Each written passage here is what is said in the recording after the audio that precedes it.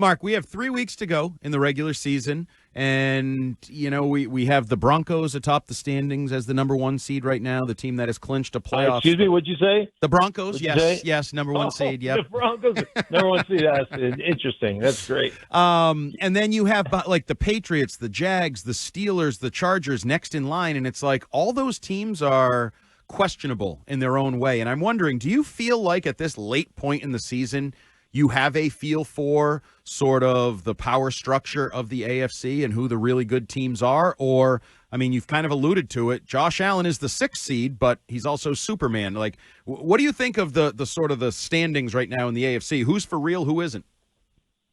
Yeah, it's really interesting because I think every one of those teams that you mentioned probably has a flaw or two. And it's been interesting living here in Denver, watching all of a sudden the last 3 or 4 weeks, Bo Nix play his most efficient football. And he was really good against the Green Bay Packers, was unbelievably efficient against the Raiders. Maybe we don't count that because they're the Raiders and they're awful. But, he's played his best football here in the last 3 or 4 weeks, been really, really good. So, but still, Jacksonville, we still have questions. New England, people will still always talk about, hey, the soft schedule. Same thing with the Denver Broncos. They've had a pretty soft schedule as well.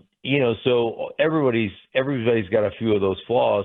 And I think Buffalo is a fairly average football team with a great quarterback.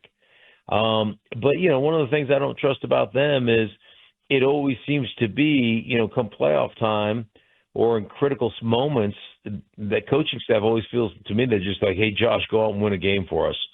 And so I don't necessarily trust them as well. So I think it's wide open in the AFC, and I still think Denver and New England are the two best teams in the AFC. But we'll see what happens.